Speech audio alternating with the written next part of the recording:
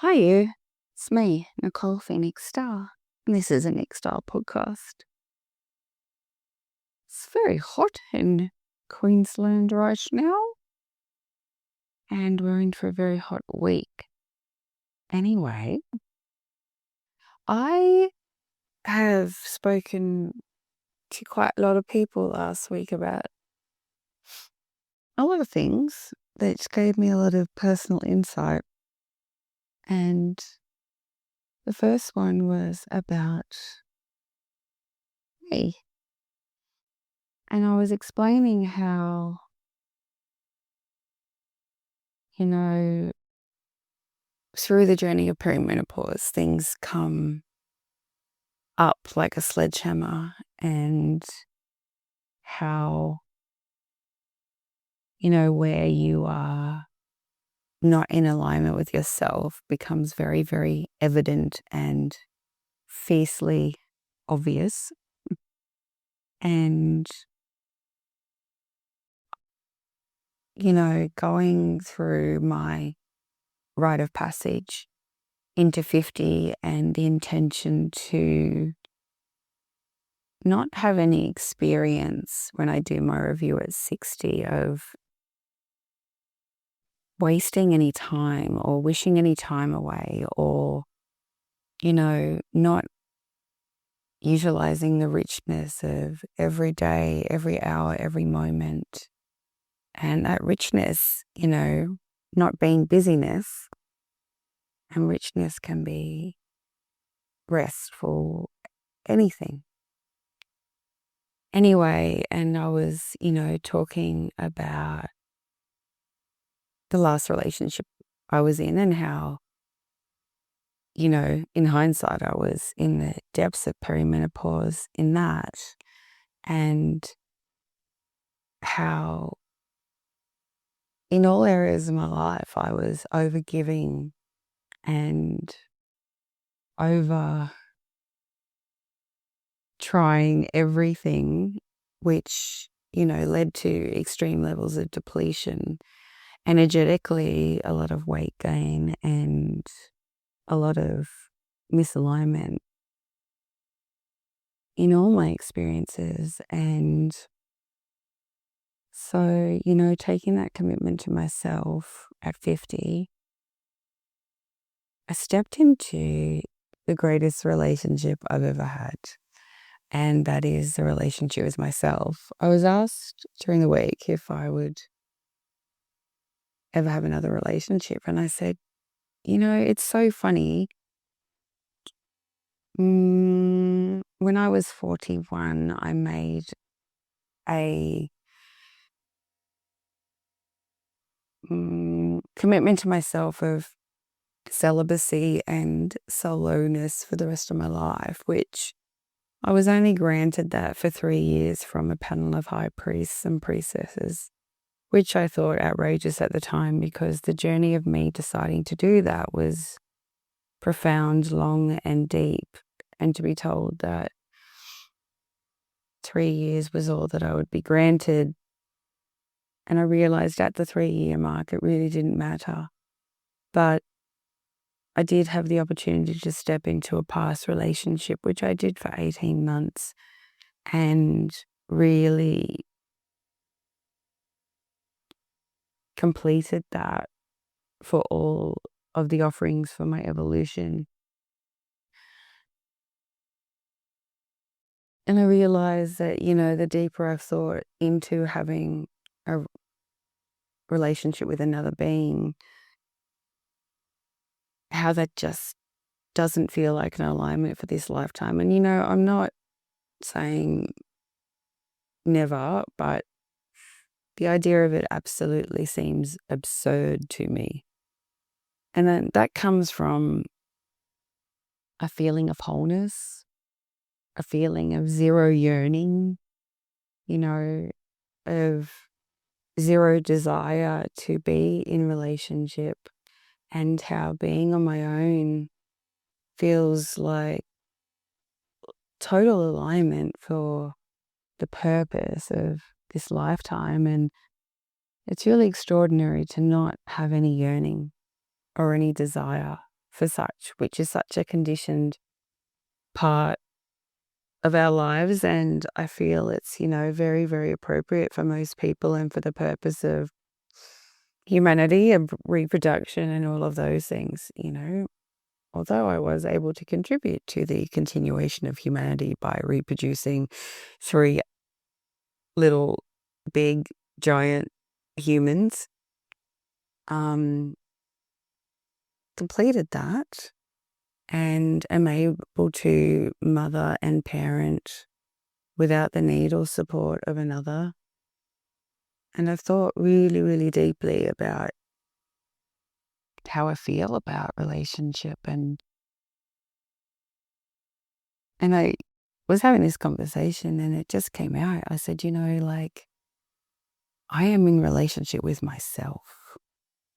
I've spent the last couple of years really looking at the parts of me that used to look out externally in others to be met or fulfilled, and I tended them and I nurtured them and I filled them. And to be able to, feel safe in a way that's just dissolves any construct of feeling safe, whereas pure acceptance of all and everything.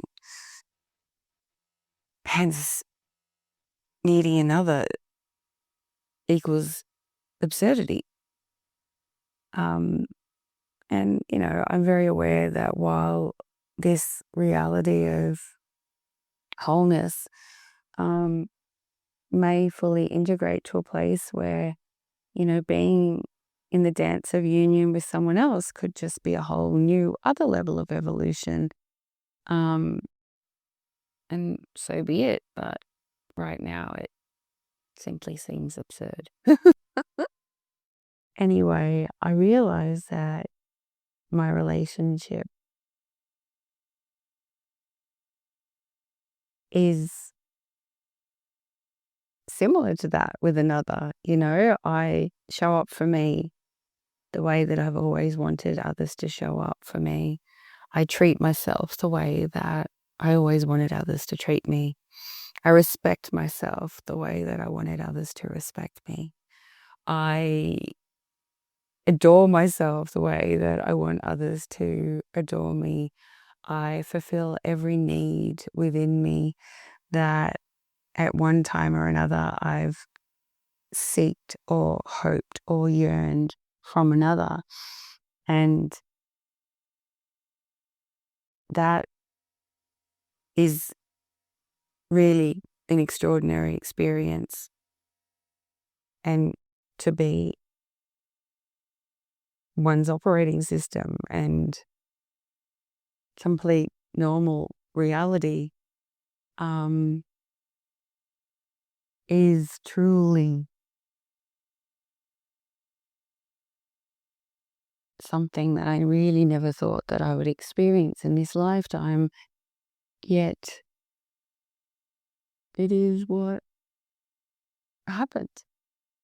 You spend thousands of hours when you're younger thinking about the relationship that would fulfill you and make you whole, and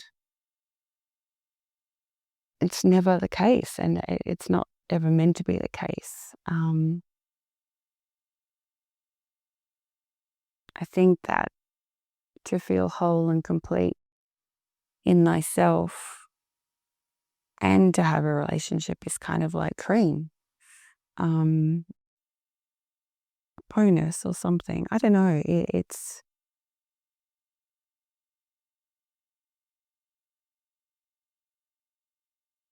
there's so much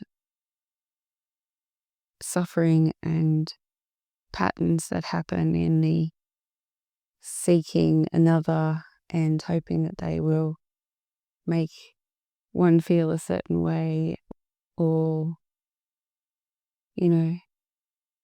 be the happy ending or whatever. And it really is just a Disney story. And I do believe, there are examples of relationship that are healthy and are expansive and are a completely different way to most relationships. So I am officially in a relationship with myself.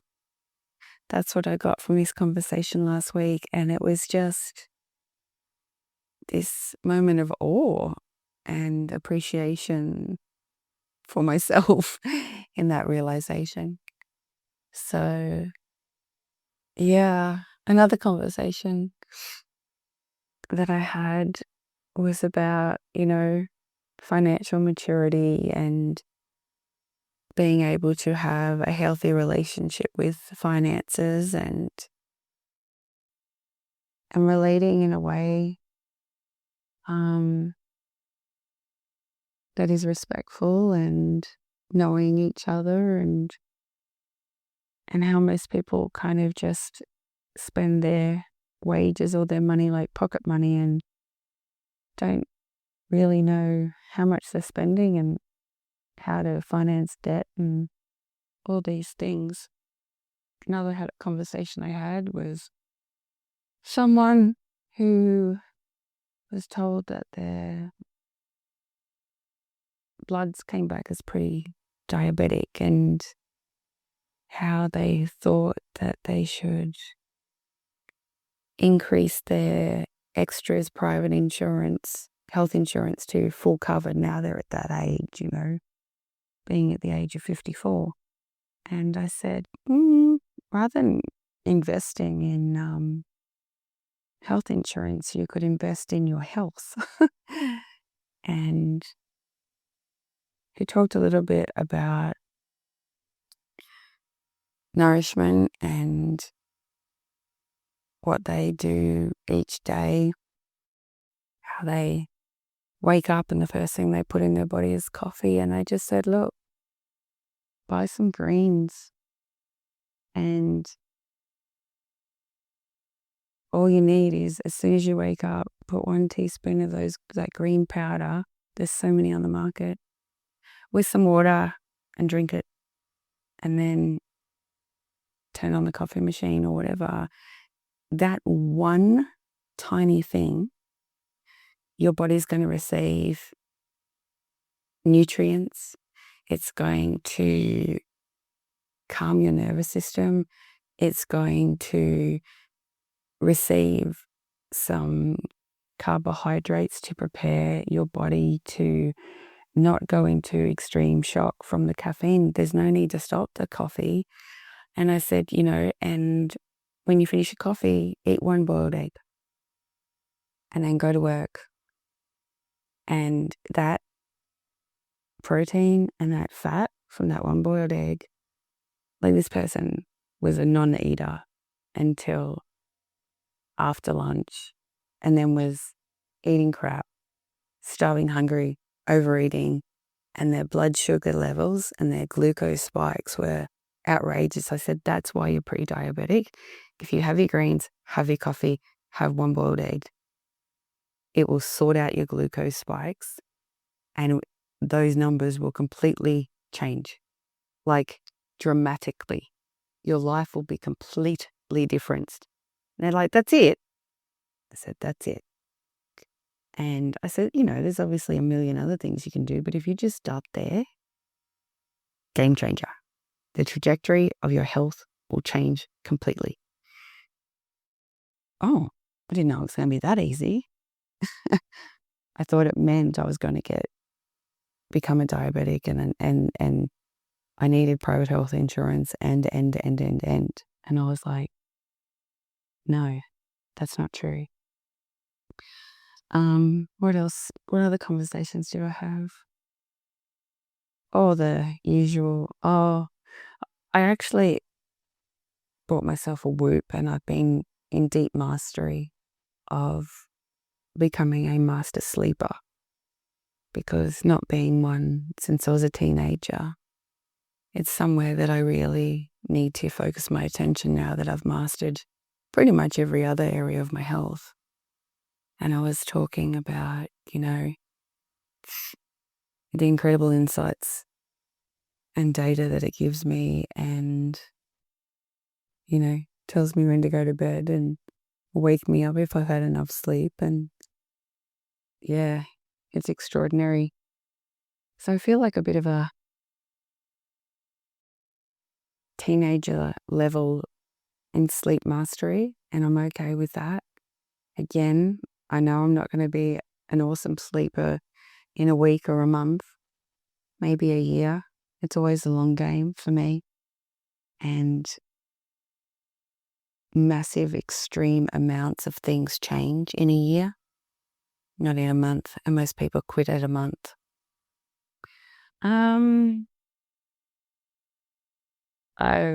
also going to start opening up my end of year call calendar. Speaking of such things, that kind of dropped in during the week when I was having all these diverse conversations in all areas of life.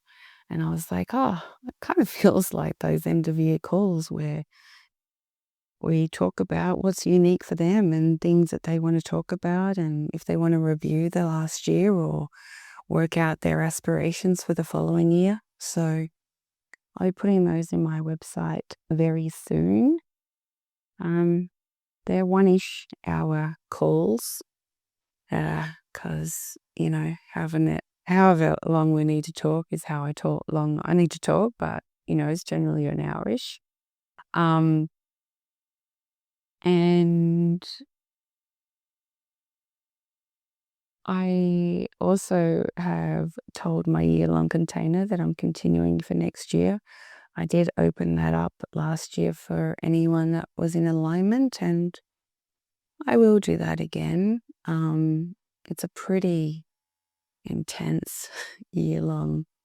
It's intense as in intensity, but not workload. Again, staying in a practice for a year yields extraordinary shift, change, evolution, growth, profound results. And what I've got downloaded coming through for next year is pretty freaking epic.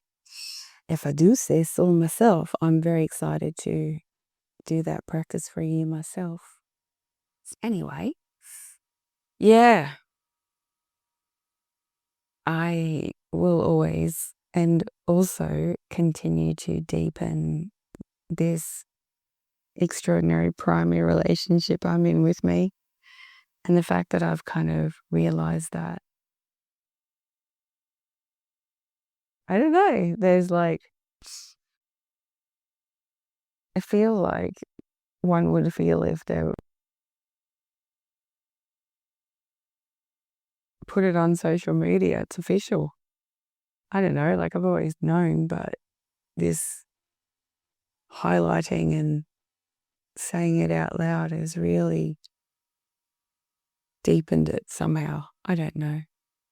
Anyway, thank you so much for listening. I am so grateful. Please feel free to share with anyone that you may feel benefit. And my website, which will have those call times on it soon, and whatnot, www.nickstar.com, NIKSTAR. Much love.